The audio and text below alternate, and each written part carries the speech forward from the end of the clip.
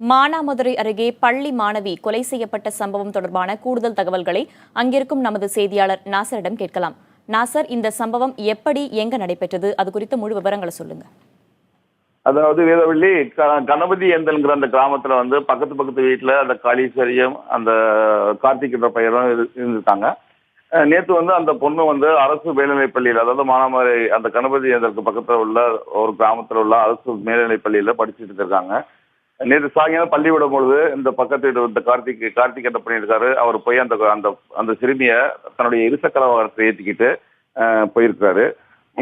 வெகு நேரம் ஆகியும் தன்னுடைய மகளை காணான்னு சொல்லிட்டு அந்த பெற்றோர்கள் அந்த பள்ளியில போய் கேட்கும் பொழுது அந்த பக்கத்து வீட்டு பையன் ஏற்றிட்டு போனதா அவருடைய அந்த கலீஸ்வருடைய அந்த தோழிகள் சொல்லியிருக்காங்க. அதன் அடிப்படையில் 7 மணி ஆகியும் காணொலி சொன்னா போலீஸ்ல போய் தகவல் சொல்லியிருக்காங்க. அப்ப செல்போன்ல அந்த பையனை தொடர்பு கொண்ட போது உங்க பொண்ணை நான் கொன்னுட்டேன் அப்படிங்கிற ஒரு தகவலை சொல்லியிருக்கேன்.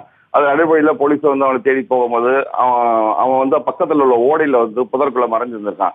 உடனே அவனை பிழிக்க போகும்போது ஏற்கனவே அவன் மது அருந்தி அதை விஷம் கலந்து சாப்பிட்டுருக்கான். போலீஸை கண்ட உடனே தன்னுடைய அதை கையில வச்சிருந்த பிளேட்ல அவன் கழுத்தறுத்து தற்கொலை பண்ணிருக்க முயற்சிருக்கான்.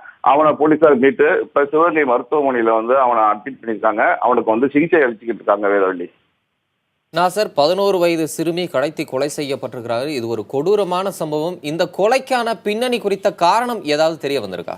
நிச்சயமா. அதாவது அந்த கார்த்திக் இப்ப மயக்க நிலையில் இருக்கிறனால அவன்கிட்ட இருந்து எந்த தகவலையும் போலீஸாரால பெற முடியல. அதாவது பக்கத்து வீட்டுல வசிச்சிருக்காங்க, உறவினர்களா என்ன அப்படின்றத போலீஸ் இதுவரையும் விசாரணை பண்ணிட்டு இருக்காங்க. அந்த கொலைக்கான காரணம் எதுக்காக கடத்திட்டு போனா, எதற்காக கொலை பண்ணா அப்படின்ற அந்த அந்த இது யாருக்குமே தெரியல. இப்ப அவன் மயக்கமற்ற நிலையில இருக்கிறதுனால அவனோட போலீஸார் அவனோட முழுமையான விசாரணை செய்ய முடியல.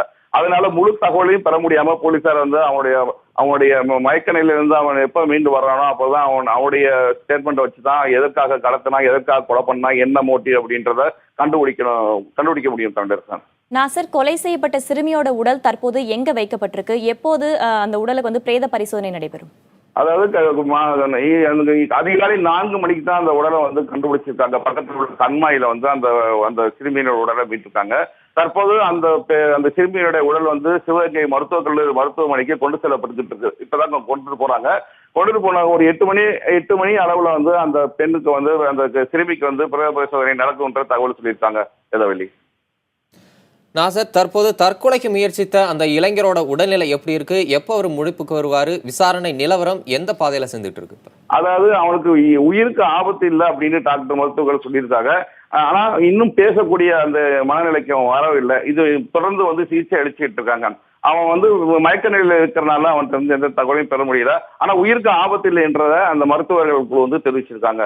தமிழரசன்.